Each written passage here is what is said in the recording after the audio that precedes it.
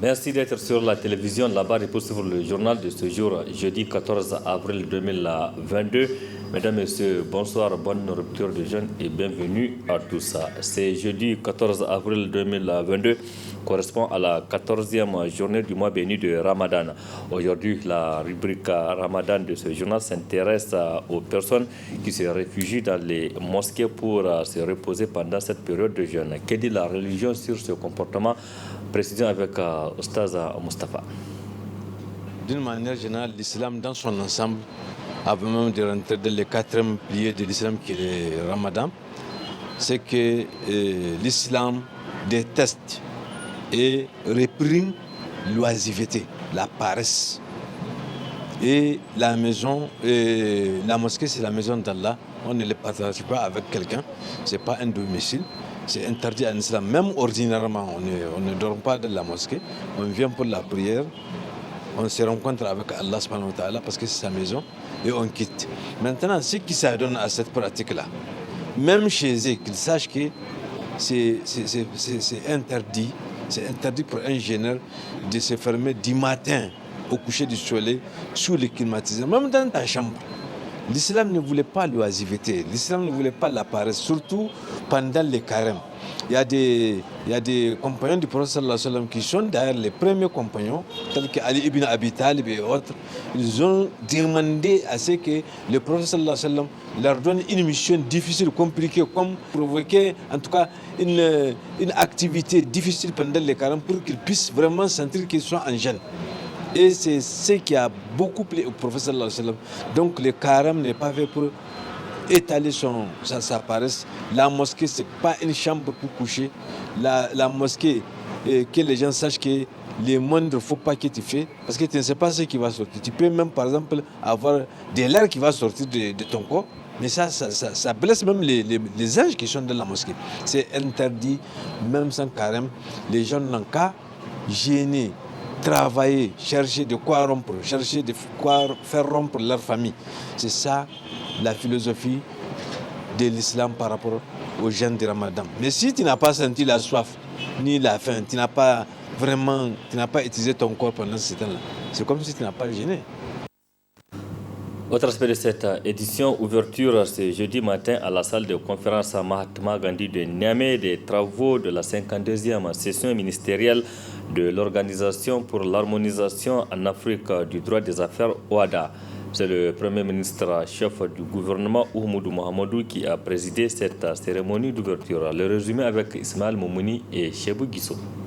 Mutualiser leurs efforts et expertise pour harmoniser et moderniser les droits des affaires en Afrique afin de garantir dans les États membres la sécurité juridique et judiciaire pour les investisseurs et entreprises. C'est ce qui a réuni ces États à travers l'Organisation pour l'harmonisation en Afrique des droits des affaires OHADA. Le système juridique et judiciaire de l'organisation est l'une des expériences d'intégration juridique les plus réussies de la fin du XXe siècle. Pour l'atteinte de l'idéal, le président du Conseil des ministres de l'OHADA estime qu'il est indispensable de doter l'institution, de se doter d'institutions fortes. Cela passe nécessairement par la consolidation des impératifs de sécurité et de justice, de la technique et de l'éthique. C'est à ce prix que le droit des affaires réalisera tous ces objectifs. Les efforts ont été consentis pour l'enracinement de notre droit, ce qui a fait dire à certains que le droit OHADA avait évolué de l'effectivité à l'efficacité. Il nous revient de poursuivre cette construction dans une perspective d'élargissement avec en amont une évaluation rigoureuse des objectifs. L'œuvre accomplie dans le processus de construction de notre organisation est immense, mais elle reste toujours susceptible d'amélioration. Elle doit se consolider et se renforcer avec l'adhésion de nouveaux membres si nous voulons réaliser l'intégration économique et la zone de libre-échange continentale nous en offre l'opportunité. En procédant à l'ouverture de la 52e session ministérielle de l'OHADA, le chef du gouvernement du Niger a rassuré les pays membres de l'engagement du pays pour le renouvellement de l'organisation. Après 2007, pour la deuxième fois, notre pays, le Niger, assure la présidence de l'OHADA. Je mesure les enjeux et la portée d'une telle charge dans un contexte marqué par des défis multiples de sécurité, de développement auxquels sont confrontés nos États. Avoir un droit uniforme et une cour de cassation unique pour 17 États est un fait unique à l'échelle régionale africaine et même mondiale. L'OHADA l'a voulu pour contribuer à asseoir une culture d'intégration juridique entre ses membres à travers l'adoption de plusieurs actes uniformes régissant diverses matières telles que les procédures collectives d'appurement des passifs, les sûretés ou encore les recouvrements simplifiés. Mais au-delà de ce cadre juridique, l'action de l'OHADA vise aussi la promotion des investissements et des investissements directs étrangers, la création d'entreprises, la croissance, l'emploi et la promotion d'un pôle économique durable et performant. Pour notre part, je puis vous assurer de la disponibilité de son Excellence le Président de la République, chef de l'État, M. Mohamed Bazoum, et de mon gouvernement pour accompagner le processus d'intégration juridique et économique pour une OHADA plus forte et capable de soutenir le développement de la zone de libre-échange continentale de l'Afrique. Le responsable de la ville de Niamey et le secrétaire général permanent de l'OHADA ont tous souhaité plein succès aux assises qui regroupent 17 pays dont les participants vont 2 jours durant échanger afin d'élaborer un document. Merci Ismaël Momouni. Anna-Lena Bergbock, la chef de la diplomatie allemande, est en visite de travail au Niger depuis hier. Hier, mercredi, elle était à la faculté des sciences de l'université Abdou Moumouni de Niamey, où elle a animé une conférence débat sur le thème changement climatique, sécurité alimentaire et humaine. Cette conférence s'est déroulée en présence du ministre nigérien de l'enseignement supérieur et de la recherche, Mahmoud Jibo, PhD. Le résumé avec Ismaël Moumouni et Sadou Doumi. Changement climatique et la sécurité alimentaire et humaine, c'est la thématique développée par la chef de la diplomatie allemande à l'université Abdou Moumouni de Niamey. Les étudiants ont porté des oreilles attentives aux explications claires et détaillées de Mme Anna-Lena Bergbock. Le club Climat and Sustainable Development Action, mais au-delà, le recteur de l'université Abdou Moumouni de Niamey a remercié la République fédérale d'Allemagne pour l'accompagnement. La visibilité très grande de ce qui nous lie avec l'Allemagne et l'université en particulier. Et la coopération est très visible. On a cité un certain nombre de formations de haut niveau, des masters et des formations doctorales. Je me ferai aussi le plaisir de les rappeler. Le plus ancien programme, c'est le programme Moscal, énergie et changement climatique. Ensuite, il y a eu d'autres programmes qui ont suivi. Le programme RT qui est consacré à la transformation durable en milieu rural. Ensuite, nous avons le programme SEGLA qui est donc un centre d'excellence pour la gouvernance locale en Afrique. Et puis, on a le programme ProRoi qui a démarré il y a quelques mois, qui est consacré à l'agriculture. Et le tout dernier, qui n'est pas le moins important, qui est un master international consacré à l'énergie, plus exactement à l'hydrogène vert, également, qui concerne 15 pays d'Afrique de l'Ouest.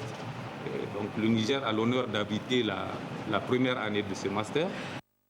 La fréquence des sécheresses, les variabilités des dates de début et fin de la saison de pluie, les séquences sèches, humides, intrasaisonnières, sont entre autres manifestations du changement climatique qui induisent la sécurité alimentaire au Niger. Comment y faire face à cette situation? D'où l'importance de ce partenariat entre l'Allemagne et le Niger, comme en atteste le ministre des Enseignements supérieurs. Votre présence au Niger à l'occasion de la présente conférence s'inscrit dans le cadre des activités du programme de formation doctorale sur changement climatique et énergie de Wascal et du partenariat bilatéral entre la République du Niger et la République fédérale d'Allemagne est une preuve supplémentaire de votre engagement personnel pour la cause si noble de la lutte contre les changements climatiques et pour la promotion des énergies renouvelables. La présente conférence sur le changement climatique et la sécurité alimentaire et humaine est une opportunité pour rappeler tous les efforts de lutte et d'adaptation des différents pays du monde, dont le Niger, pour atténuer les effets catastrophiques du changement climatique. Au nom de son Excellence, Monsieur le Président de la République, chef de l'État, son Excellence Bazoum Mohamed, et de Monsieur le Premier ministre, au nom aussi du gouvernement, saisis la présente occasion pour remercier la République fédérale d'Allemagne, le peuple allemand, les chercheurs allemands pour les différents financements du programme Wascal au Niger et dans les autres pays de la CEDEAO. Compte tenu de l'importance qu'accorde le ministre des Affaires étrangères d'Allemagne à l'enseignement supérieur, dès sa descente d'avion, elle est venue directement pour animer cette conférence. Pour rappel, le Niger est le deuxième pays africain d'être visité par cette délégation dans le cadre d'une mission. Il faut préciser qu'Ismaël Moumouni, au deuxième jour de son séjour au Niger, la ministre allemande des Affaires étrangères s'est rendue ce jeudi à Walam. De son retour à Niamey, Anna-Lena Breitbart a animé une conférence de presse conjointement avec son homologue nigérien Hassoumi Mossoudou. Un extrait de cette conférence de presse sur l'objet de la visite de la ministre allemande des Affaires étrangères. Hassoumi Mossoudou. Le choix du Niger pour votre premier voyage en Afrique depuis votre prise de fonction en décembre 2021 montre à juste titre l'intérêt que vous portez aux relations bilatérales entre nos deux pays. À ce titre, je me réjouis de l'excellence et du dynamisme des relations qui existent entre nos deux pays, comme en atteste la tenue régulière des dialogues politiques et les visites officielles de haut niveau entre le Niger et l'Allemagne. Je citerai la visite de travail et d'amitié de son Excellence le Président de la République, chef de l'État, M. Mohamed Bazoum, en Allemagne du 7 au 9 juillet 2021. La rencontre bilatérale entre le Président de la République et le chancelier allemand, son Excellence M. Olaf Scholz, le 17 février 2022 à Bruxelles. Et la présente visite de travail au Niger de son Excellence Mme Anna-Lena Baerbock, ministre allemande des Affaires étrangères, du 13 au 15 avril 2012, etc. Je profite de votre présence au Niger pour saluer les domaines d'intervention de la coopération allemande au Niger, dont les priorités portent désormais sur les thématiques suivantes. Premièrement, paix et cohésion sociétale qui englobe la bonne gouvernance et la décentralisation, ainsi que la construction de la paix et la prévention des crises. Deuxièmement, un seul monde sans fin qui prend en compte la sécurité alimentaire et l'agriculture productive, auquel est adjoint la protection des sols. À cela s'ajoutent des programmes hors pôle prioritaire mis en œuvre par la KfW et dans le secteur de la santé, de la reproduction et de l'éducation primaire, et par la GIZ dans les secteurs comme la migration, l'emploi et l'éducation primaire. Quant à la ministre allemande des Affaires étrangères, elle a axé son intervention sur ce qu'elle a constaté sur le terrain ce jeudi donc à Walam, notamment dans une école qu'elle a visitée. Elle a également parlé des efforts que les autorités nigériennes sont en train de déployer pour améliorer le mieux vivre des Nigériens. Je vous propose de suivre la ministre allemande des Affaires étrangères.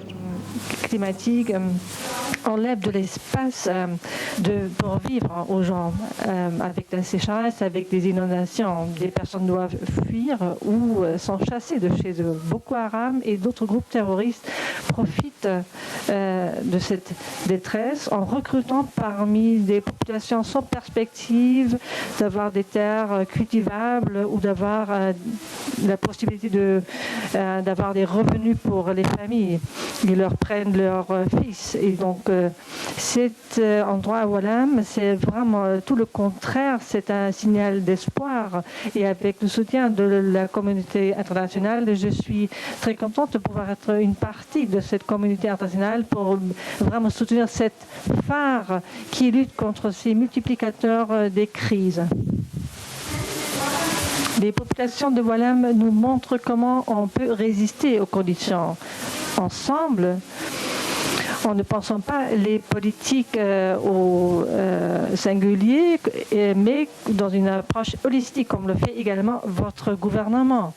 Et ce que nous avons vu, ça devrait être aussi le leitmotiv des Nations Unies, donc pensons global et agir local. Cela est également l'une des caractéristiques de notre politique étrangère en Allemagne, où la politique sécuritaire, la politique climatique, la sécurité alimentaire, les perspectives d'éducation pour les enfants et la sécurité dans son ensemble, c'est vraiment une approche holistique. On a vu des systèmes d'irrigation de goutte à goutte qui créent des perspectives d'avenir pour des jeunes. Et j'ai vu dans une classe à une école où des garçons et des filles vraiment qui étaient très disciplinés et très motivés.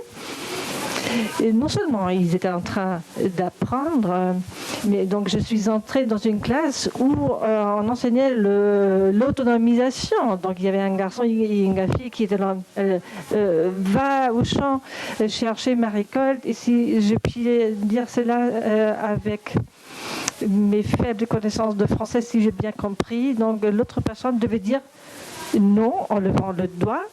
On va dire non, je ne le fais pas, je vais t'aider, mais je ne veux pas aller chercher ta récolte. Et donc cette interaction entre apprendre à lire et à écrire en même temps, et cette autonomisation, je crois que c'est vraiment très important. Cela montre la passion déployée par votre gouvernement en faveur des jeunes générations et notamment pour les jeunes filles. C'était là donc Anna-Lena Baerbock, la chef de la diplomatie allemande cet après-midi face à la presse. Elle est en visite de travail au Niger depuis cet après-midi. La chef de la diplomatie allemande a été d'ailleurs reçue en audience par le président de la République, Mohamed Bazoum, avec elle. Les échanges ont porté sur l'objet de sa visite au Niger, mais aussi sur la gestion des autorités de la 7e République.